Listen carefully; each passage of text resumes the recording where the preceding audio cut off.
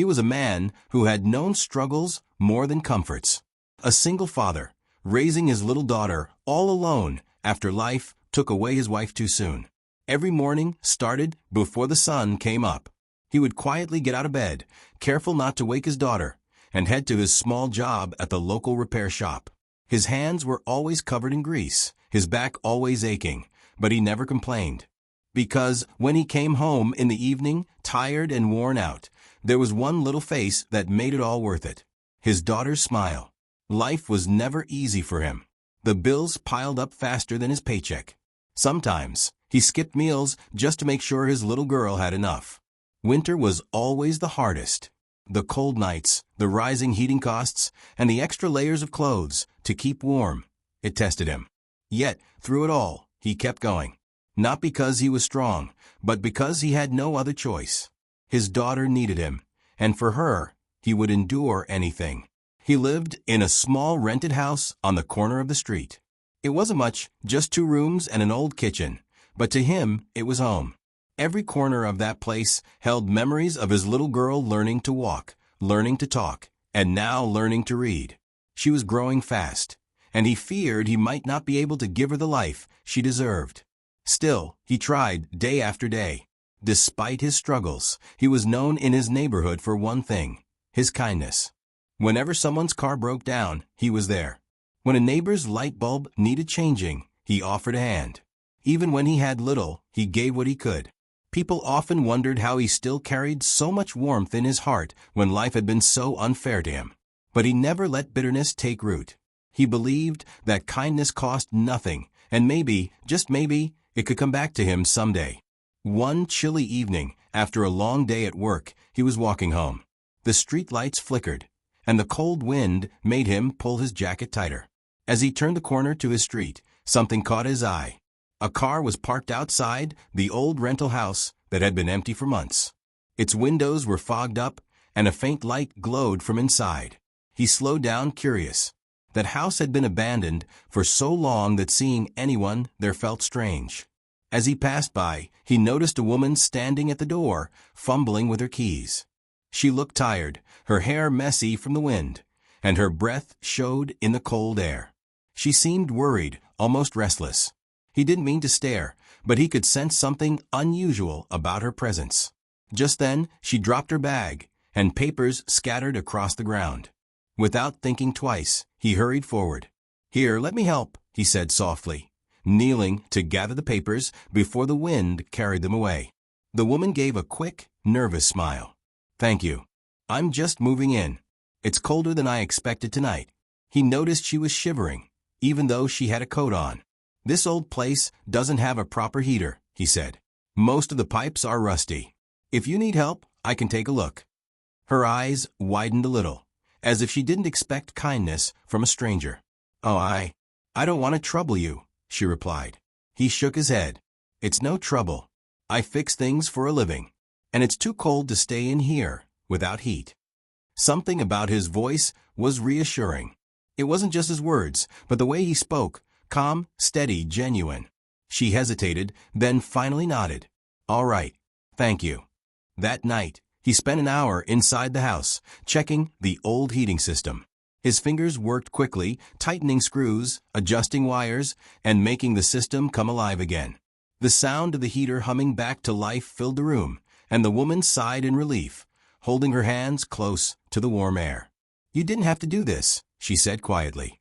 He smiled faintly. "Sometimes, the smallest help makes the biggest difference. I know what it feels like to need a hand." She didn't answer right away. She just watched him, as if trying to understand who this man was and why he had offered kindness without expecting anything in return. There was something about him, something rare, that made her feel safer than she had in a long time. Before leaving, he gave a simple nod. "If you need anything else, I'm just down the street. House with the old oak tree in the front." She thanked him again, her voice soft, almost uncertain. And as he walked back into the cold night, he thought about how unusual it was to see someone new move into that house. He didn't know her story, and he didn't ask. But something inside him told him that this stranger was carrying more than just bags and papers. She was carrying a weight he couldn't yet see. And though he had no idea, this small act of kindness would soon change both their lives forever. The next morning started as usual for him. He woke up early, made a small breakfast for his daughter, and walked her to school before heading to the repair shop. But all through the day, his mind wandered back to the woman he had met the night before. She seemed different. There was something in her eyes, something that looked like fear, maybe sadness. He didn't know why he noticed, but he couldn't shake the thought. By the time he came home in the evening, the air had turned even colder. He picked up his daughter from the neighbor's house, where she often stayed until he returned, and they walked home together. She skipped along beside him, telling him stories about her day at school, her little voice bubbling with excitement. Her joy always reminded him of why he worked so hard. As they reached their street, his daughter tugged at his sleeve. "Papa, who lives there now?" she asked, pointing toward the once empty rental house. The curtains were drawn, but a faint light glowed from inside. He smiled gently. "A new neighbor. I met her last night. She just moved in." His daughter's eyes sparkled with curiosity. "Do you think she likes cookies? Maybe we should take her some." He chuckled softly. "Maybe we will. But let's give her some time to settle first." Later that night, after dinner, he noticed the house again through his small window. Something about the lonely light shining in that cold building made him feel a pull. He couldn't explain it, but he sensed the woman was not just another tenant passing through. She carried something heavy inside her, something she kept hidden. 2 days passed before he saw her again. This time, it was in the early morning, while he was leaving for work. She was outside, struggling with her car. The hood was open, and smoke curled out in thin streams. She stood there, looking frustrated, her arms folded tight against the cold. He walked over, setting his tool bag down. "Car trouble?" he asked kindly. She looked up, startled, then gave a small nod. "It won't start. I've tried everything I know." "Mind if I take a look?" he offered. She stepped aside, letting him lean under the hood. Within minutes, his skilled hands worked through the engine, adjusting wires and tightening bolts. His daughter, waiting by his side, whispered, "Papa can fix anything." The woman smiled faintly at the little girl's confidence. "You must be very proud of your father," she said softly. The girl nodded eagerly. "He always helps people. Even when he's tired, he never says no." The woman's smile faded a little, replaced by something more thoughtful. She watched as the man wiped his hands on his rag, then turned the key in the ignition. The car roared back to life. "There you go," he said, stepping back. Her eyes widened in relief. "I don't know how to thank you." He shook his head. "No need. Just glad I could help." She hesitated, then finally asked, "Why do you always help without asking for anything back?" He looked at her, his expression calm but serious. "Because I know what it's like to need help and not have anyone there. Nobody should feel that way." For a moment, she had no words. She simply stared at him, almost as if trying to see through his heart. Then she quietly whispered, "Not many people think like you anymore." Over the next week, they crossed paths more often. Sometimes she would wave at his daughter when she played outside. Sometimes he would see her sitting by the window, lost in thought, as if her mind was far away. Slowly, the silence between them started to break. One evening, his daughter insisted they take a small basket of cookies to the neighbor. "She looks lonely," the little girl said. "Maybe she needs a friend." So they knocked on her door. She opened it, surprised but touched. Her home was sparsely furnished, just a few boxes still unpacked, and it felt oddly empty, as though she hadn't planned to stay long. They sat for a short while, talking casually. She didn't share much about herself, always careful with her words. But there was something gentle in the way she listened, especially to the little girl's endless chatter. Before they left, she placed her hand over the man's for a brief second. "Thank you," she said again, her voice low. "For the heater, for the car, for the kindness. I don't meet many people like you." He gave her a modest smile. "Sometimes all people need is someone to care. That's all." That night, she stood at her window long after they had gone, staring out at the house with the old oak tree in front. For the first time in a long time, she felt something warm in her chest. Safety, trust, maybe even hope. But she knew she couldn't let her guard down. Not yet. Because behind her quiet smile, she carried a secret far bigger than anyone in this small neighborhood could imagine. And the man who had shown her kindness, the man who thought she was just another stranger, was still completely unaware of the truth she was hiding. Days turned into weeks, and the woman slowly became a quiet part of the neighborhood. People didn't see her much, but whenever she stepped outside, there was always something about her presence that caught attention. She carried herself with grace, even in simple clothes, and her eyes seemed to hold stories untold. But she never spoke much, never shared where she had come from, or why she was living in that old rental house. For the single father and his daughter, she was no longer just a stranger. She was becoming a friend. His daughter often stopped by her porch after school, waving at her through the window. And sometimes the woman would step outside with a cup of tea in her hand just to listen to the little girl talk about her day. It was small moments like these that began to create a bond, something none of them expected. One afternoon, after finishing his shift at the repair shop, the father came home to find his daughter sitting on the porch of the woman's house, drawing pictures with crayons. She was laughing, her cheeks flushed with joy, while the woman sat beside her, watching with a soft smile. "I hope she wasn't bothering you," he said as he approached, wiping the grease from his hands. The woman shook her head gently. "Not at all. She's delightful. I can't remember the last time I laughed like this." His daughter held up a drawing proudly. "Papa, look. I drew her with us under the oak tree.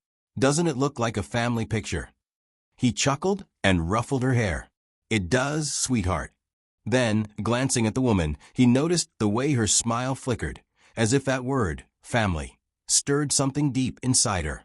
That evening, as they walked back home, his daughter whispered, "Papa, I think she's lonely. We should invite her for dinner." He looked down at his little girl, who always seemed to see the world with a heart much bigger than her age. "Maybe you're right," he said softly. A few nights later, they did just that. They invited her to their small home for dinner. She hesitated at first, but eventually agreed. When she stepped inside, she looked around quietly, her eyes lingering on the simple decorations, the faded curtains, the old photographs, the child's toys scattered across the floor.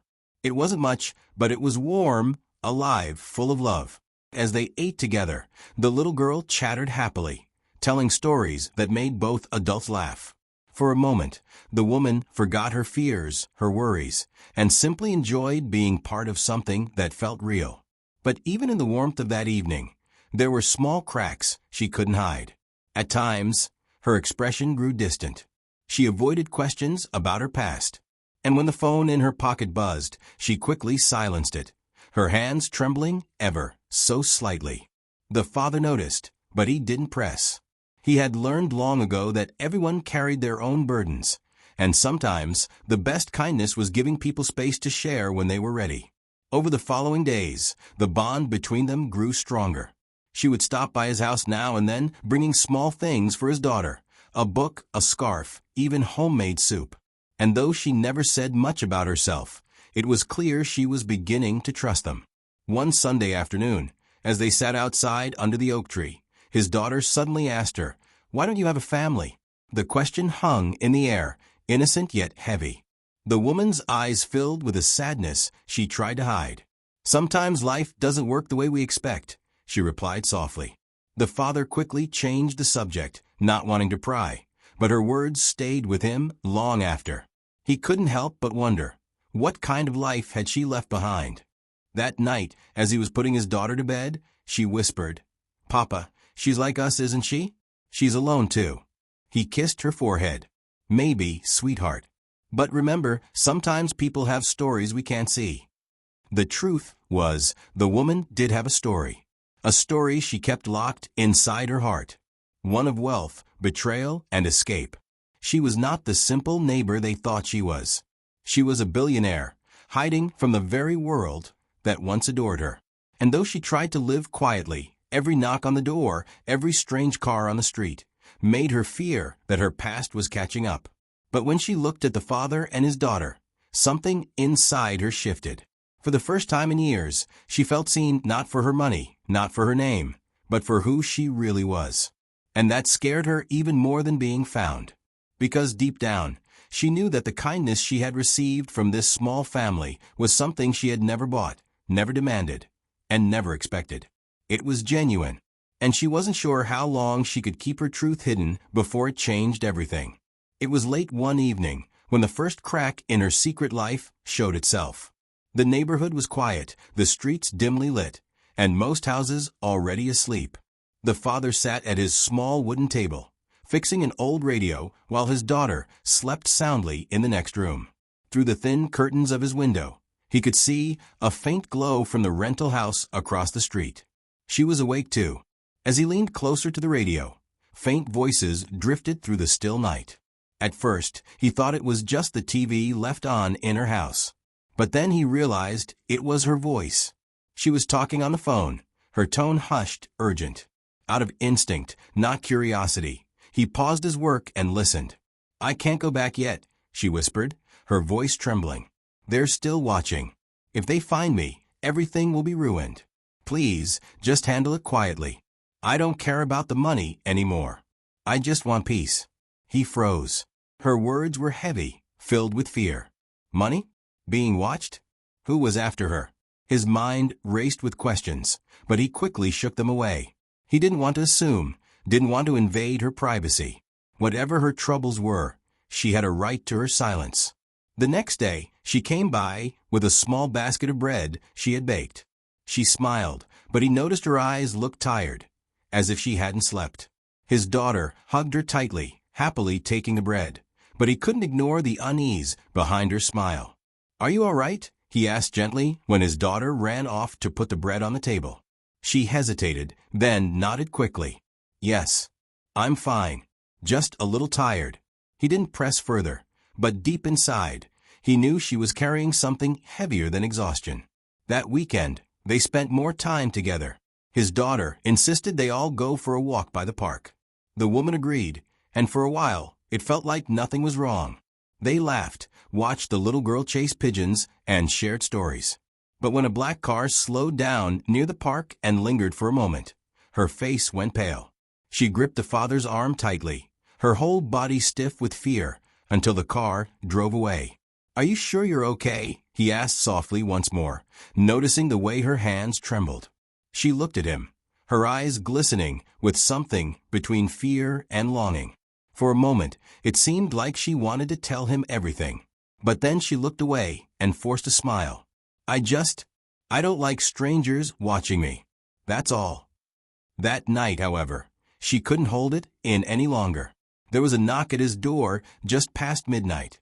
He opened it to find her standing there, her coat wrapped tightly around her, her eyes filled with tears she was desperately trying to hold back.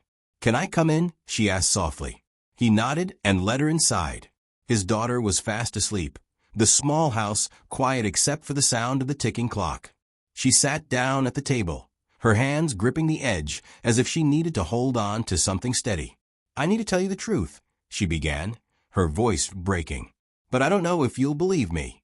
He sat across from her, his expression calm, patient. "Take your time. I'll listen." She closed her eyes for a moment, as if gathering the courage she had been running from for so long. Then, slowly, the words came out. "I'm not who you think I am," she whispered. "I didn't move here because I wanted a fresh start. I moved here because I was running. My name, my real name, it's known by many people. I was born into a wealthy family. Billionaire, they call it. But all it ever brought me was betrayal.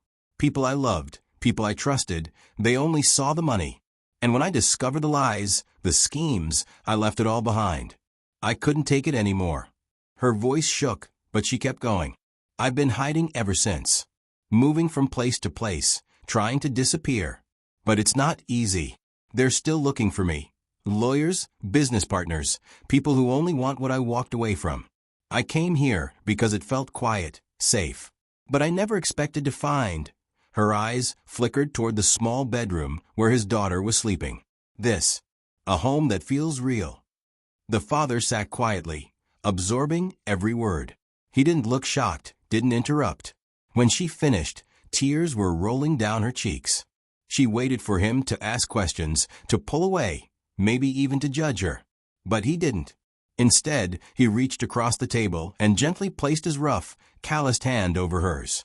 You don't have to explain everything. What matters is that you're here now. And you're safe. Whatever your past is, it doesn't change the kindness you've shown us or the person my daughter already sees as a friend. She stared at him, her breath caught in her throat. No one had ever responded to her truth with such simplicity. No questions about her money, no demands, no fear. Just acceptance. For the first time in years, she felt a weight lift from her chest. But deep down, she knew the story wasn't over. Her past wouldn't let her go so easily. And now, by letting this small family into her world, she feared she had put them in danger too. After that night, something shifted between them. The woman no longer had to pretend around him. She didn't tell the whole story to anyone else, but with him, she let her guard down, just enough to breathe again. Still, even with the truth revealed, the shadows of her past hung over her like storm clouds waiting to break. The father noticed small changes. She jumped at sudden noises. She kept her phone turned off most of the time. And when unfamiliar cars passed slowly down their quiet street, he could see the fear return to her eyes.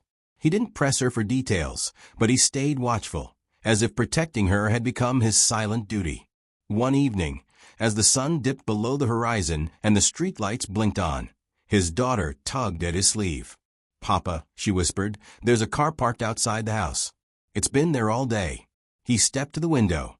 Sure enough, a sleek black car sat at the end of the street. Its windows were tinted, and no one seemed to get in or out. A chill ran down his spine. Not wanting to alarm his daughter, he smiled gently. "It's probably nothing, sweetheart. Go wash up for dinner." But his eyes stayed fixed on that car long after she left the room. Later that night, there was a knock at his door. When he opened it, the woman stood there, pale and trembling. "They found me," she whispered. He guided her inside quickly, closing the door behind her. "Who?" he asked quietly. "My family's associates. The ones who want control over everything I left behind. They've been searching for me for months. And now they're here." Her voice cracked as she glanced toward the window. "I never meant to bring this trouble to your doorstep." He shook his head firmly. "Don't say that. You didn't ask for any of this. You just wanted peace." Her eyes filled with tears. "You don't understand. These people don't stop. They want power, and they'll use anyone to get it. If they know I've been staying near you, if they think you helped me, they could—" Her voice trailed off, unable to finish. He placed a reassuring hand on her shoulder. "Listen, I've faced hard times all my life. But fear doesn't solve anything. You're not alone anymore. If they come, we'll deal with it together." For a moment, she stared at him, trying to believe the calm strength in his words. No one had ever stood with her like this before, without a motive, without expectation. Just simple, human loyalty. The next few days were tense. The black car disappeared and reappeared, sometimes closer, sometimes farther. Strangers in suits lingered around the neighborhood, pretending to make phone calls or look at maps. The woman avoided leaving the house, but the father made sure she had everything she needed. His daughter, though young, could sense something was wrong. She stayed close to the woman, holding her hand as if to remind her she wasn't alone. Then, one afternoon, the men made their move. The father was fixing a fence in the yard when he noticed two figures approaching the rental house. They knocked firmly on the door, their expressions cold and businesslike.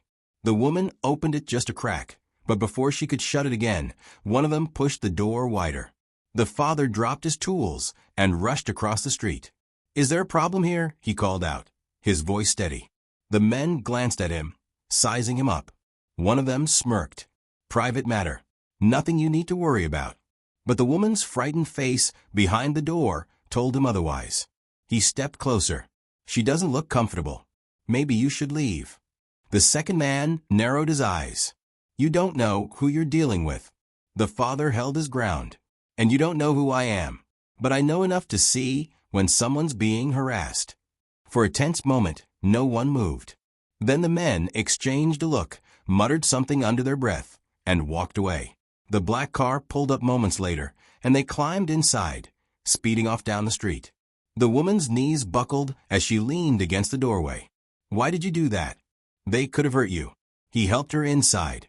Because you needed someone to stand up for you. I don't care who they are, no one should treat you that way. Her eyes shimmered with tears. You don't even know how much danger you've put yourself in. He gave a small, tired smile. Danger is part of life.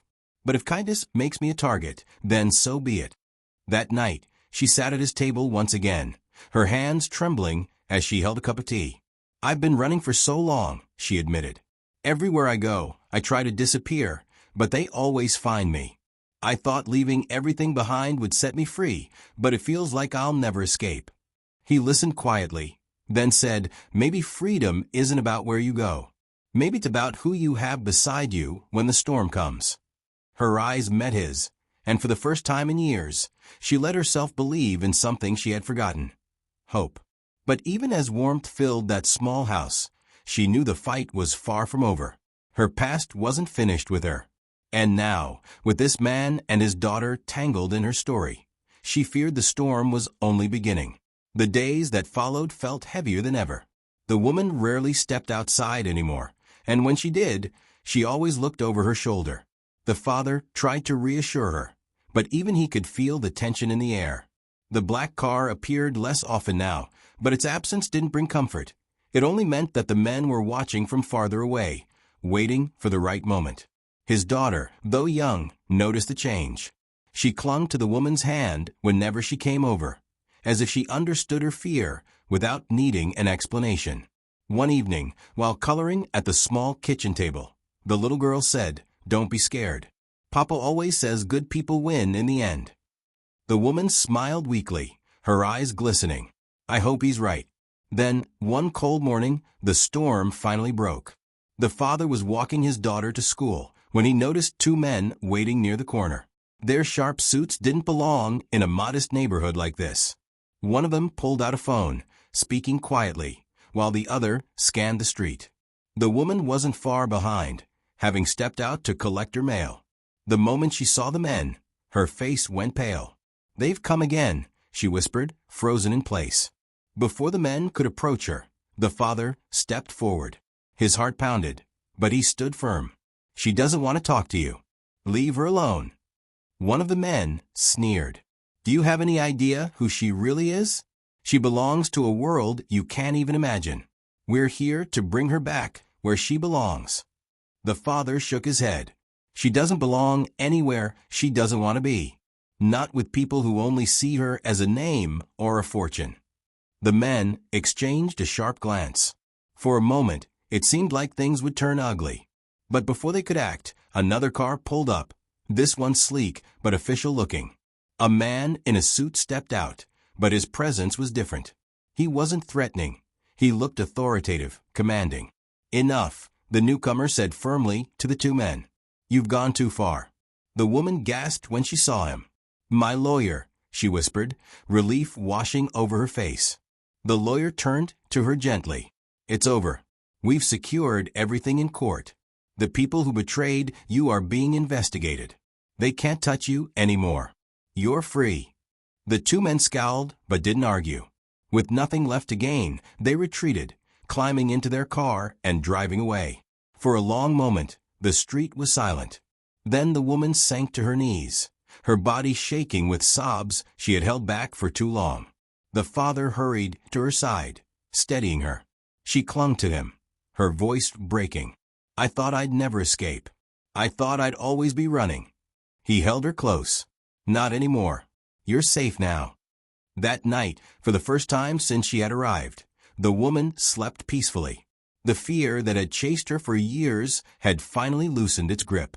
But even with her freedom secured, a new question lingered in her heart. What came next? She had wealth waiting for her, properties, companies, all the things most people dreamed of.